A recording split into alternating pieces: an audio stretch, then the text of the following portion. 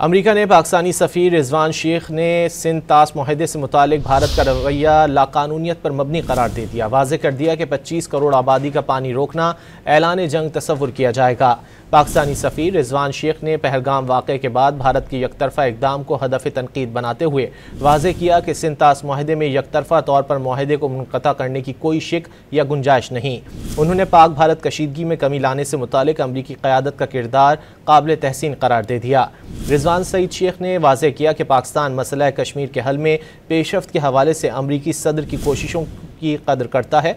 उन्होंने उम्मीद जाहिर की कि सदर ट्रंप इन कोशिशों को जारी रखेंगे और मामले को तयशुदा तरीक़ाकार के मुताबिक पाया तकमील तक पहुँचाया जाएगा।